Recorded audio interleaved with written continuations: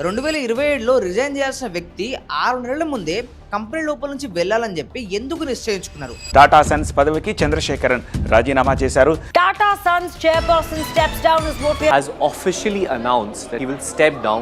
N. Chandrasekharan controls more than 30 Tata businesses. He has decided to step down. అసలు Tata Sons chairman అయిన ఎన్ చంద్రశేఖర్ గారు resign చేయడం వెనుక ఉన్న అసలు కారణం సోషల్ మీడియాలో ఒకటి వినిపిస్తూ ఉంటే ఇంటర్నల్గా కంపెనీ లోపల ఏదో జరిగింది అని చెప్పేసి మాట్లాడుకుంటున్నారు. నిజంగా కంపెనీ ఇంటర్నల్ మీటింగ్స్లో అసలు ఏం జరిగింది?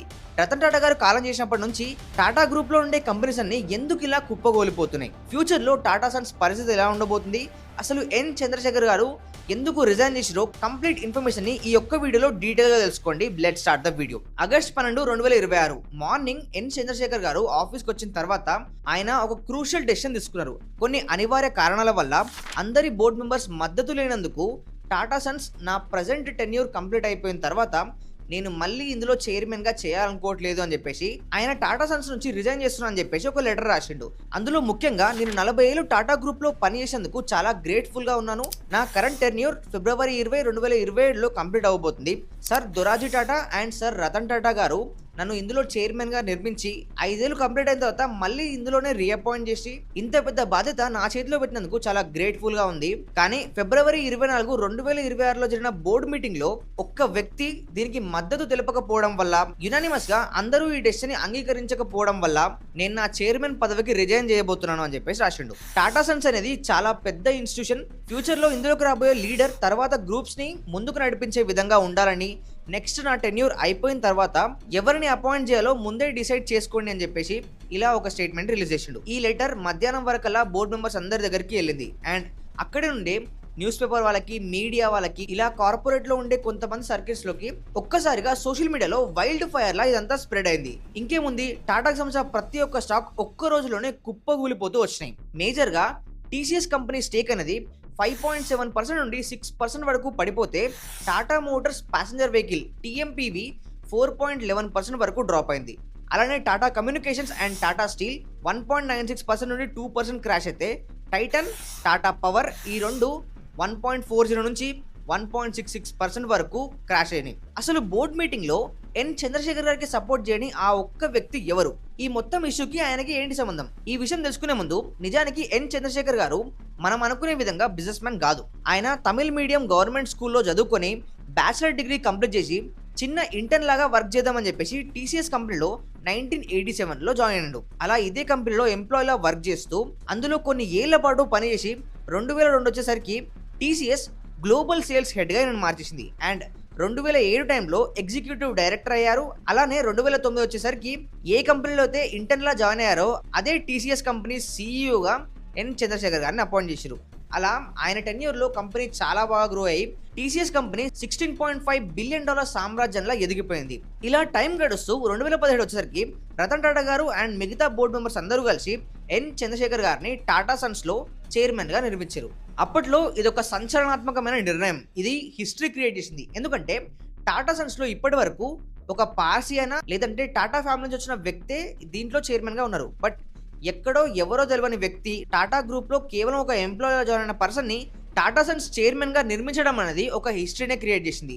అండ్ ఎన్ చంద్రశేఖర్ గారు సీఈఓ అవ్వకముందు టాటా కంపెనీ మొత్తం టీసీఎస్ మీదనే రన్ అవుతుంది అని చెప్పేసి ఒక పుకార్ నడుస్తుండే. బట్ ఈయన సీఈఓ అయినప్పటి నుంచి చాలా ఇన్నోవేషన్స్ చేస్తూ ప్రజెంట్ టాటా కంపెనీ కొత్తగా సెమీ కండక్టర్ లోపలికి, ఈవీ బ్యాటరీ గిగా ఫ్యాక్టరీస్ లోపలికి, electronic manufacturing, 5G mobile technology, consumer digital internet platform లోపలికి, టాటా మోటార్స్ అంటూ ఇలా చాలా వాటిలోకి ఎంటర్ అయ్యి ప్రతి ఫీల్డ్ లో మార్కెట్ లీడర్ అయిపోయింది. ఏ భారత ప్రభుత్వం అయితే ఎయిర్ ఇండియాని టాటా గ్రూప్ నుంచి తీసుకుందో వాళ్ళ ద్వారానే మళ్ళీ ఎయిర్ ఇండియాని టాటా గ్రూప్ లోపలికి తెచ్చిన వ్యక్తి ఈయన చేసిన మంచి మంచి పనులకు గాను 2022లో Padma Bhushan award and French highest civilian award 2023లో ఇచ్చారు. మరి ఇంత చేసిన వ్యక్తిని టాటా సన్స్ చైర్మన్ గా మళ్ళీ అవ్వద్దు అని చెప్పేసి అన్న వ్యక్తి ఎవరు? దేనివల్ల ఈ డెసిషన్ తీసుకోవాల్సి వచ్చింది? యాక్చువల్లీ ఇక్కడ ఇష్యూ అనేది టాటా ట్రస్ట్ చైర్మన్ అయిన నవల్ టాటాకి టాటా సన్స్ చైర్మన్ అయిన చంద్రశేఖర్ గారి మధ్యలో జరిగింది. యాక్చువల్ ఇష్యూ ఏమైందంటే టాటా సన్స్ అండర్ లో TCS, Tata Motors, Tata steel, Tata power, Titan and Indian hotels అని చెప్పేసి ఇన్ని కంపెనీస్ దాంట్లోనే ఉన్నాయి. ఇన్ని కంపెనీస్ సంబంధించిన మేజర్ స్టేక్ అనేది టాటా సన్సే ఓన్ చేస్తుంది. కానీ టాటా సన్స్ కి సంబంధించి 66% కంట్రోల్ అనేది టాటా ట్రస్ట్ దగ్గర ఉంటుంది. దాని చైర్మన్ నవల్ టాటా గారు. 2017లో చంద్రశేఖర్ గారిని టాటా సన్స్ చైర్మన్ గా నిర్మించిన తర్వాత ఆయన టెన్యూర్ అనేది 2022లో ఎక్స్పైర్ అవ్వాల్సి వచ్చింది. అప్పుడు రతన్ టాటా గారు ఉండి ఈ టెన్యూర్ ఇంకొంచెం పొడిగిద్దామని చెప్పి 2027 వరకు పెంచారు. అలా ఫిబ్రవరి 20, 2027లో ఆయన టెన్యూర్ మళ్ళీ ఎక్స్పైర్ అవ్వబోతుంది. దానికోసం ఏం చేశారు, ఒక సంవత్సరం ముందే 2026 ఫిబ్రవరిలో ఒక మీటింగ్ ని కండక్ట్ చేశారు. దాంట్లో మళ్ళీ చంద్రశేఖర్ గారిని టాటా సన్స్ చైర్మన్ గా నిర్మిద్దామా అని చెప్పేసి బోర్డు మీటింగ్ లో ఉన్న వాళ్ళందరూ డిస్కస్ చేస్తుంటే నవల్ టాటా గారు ఒప్పుకోలేదు. అలా ఆయనకి మద్దతు తెలుపుతూ ఇంకొంతమంది ఆయనకు సపోర్ట్ గా ఉన్నారు. అసలు ఈయన ఒప్పుకోకపోవడానికి మెయిన్ గా 2 కారణాలు ఉన్నాయి. ఏంటంటే టాటా సన్స్ అనేది ఒక ప్రైవేట్ లిమిటెడ్ సంస్థ, దీన్ని పబ్లిక్ చేద్దామని చెప్పేసి ఎన్ చంద్రశేఖర్ గారు అనుకున్నారు. బట్ నవల్ టాటా గారు ఏమంటున్నారంటే ఇప్పటి వరకు టాటా కంపెనీ షేర్స్ అనేవి ఇన్నేళ్లుగా పబ్లిక్ లో లిస్ట్ చేయకుండా స్ట్రిక్ట్ గా కొన్ని కండిషన్స్ ఫాలో అవుతున్నారు. దాన్ని ఎన్ చంద్రశేఖర్ గారు కంప్లీట్ గా అగ్రీ చేయట్లేదు అని చెప్పేసి ఈ ఇష్యూ రేజ్ చేశారు. రెండో విషయం ఏంటంటే చంద్రశేఖర్ గారు మెయిన్ గా semi conductors, EV batteries, giga factories అని చెప్పేసి ఇలా ఫ్యూచరిస్టిక్ అండ్ అలానే హై ఇన్వెస్ట్మెంట్ సెక్టర్ లో చాలా ఎక్కువ డబ్బు పెడుతున్నారు. దీనివల్ల కంపెనీకి అప్పులు ఎక్కువవుతున్నాయి. ఇది నవల్ టాటా గారికి నచ్చలేదు అండ్ టాటా కంపెనీలో ఉండే కొంతమంది ట్రస్టెస్ కి కూడా ఇది నచ్చలేదు. ఈ రెండింటితో పాటే మెయిన్ ఇష్యూ ఎయిర్ ఇండియాతో వచ్చింది. ఎయిర్ ఇండియాని 2022లో తిరిగి మళ్ళీ టాటా కంపెనీలోకి తీసుకొచ్చారు. కానీ అది కంపెనీలోకి వచ్చినప్పటి నుంచి ఇది లాస్ చేస్తూనే వచ్చింది. ఫైనాన్షియల్ ఇయర్ 2025లో 10,859 కోట్ల లాస్ చేసింది.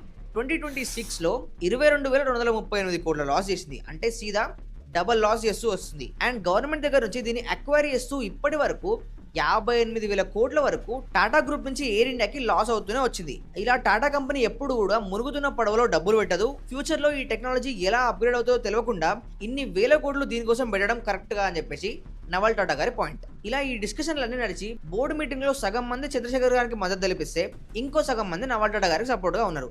అలా మొత్తం మీద మొన్న పోయిన ఫిబ్రవరి 24 నుంచి ఇప్పటి వరకు ఏం డెసిషన్స్ తీసుకోకపోవడం వల్ల ఎన్ చంద్రశేఖర్ గారే 6 మంత్స్ ముందే రిజైన్ చేసేస్తున్నా, కానీ ఈ 6 నెలల గ్యాప్ లో మీరు వేరే లీడర్ ని చూసుకోండి, దీనికి అపాయింట్ చేసుకోండి అని చెప్పేసి ఆయన కుల్ల చెప్పేశాడు. దీనివల్ల ఇప్పుడు ఏం ఇష్యూ క్రియేట్ అయిందంటే స్టాక్ మార్కెట్ లో ఉన్న టాటా కంపెనీ స్టాక్స్ అన్ని కుప్పకూలిపోతున్నాయి.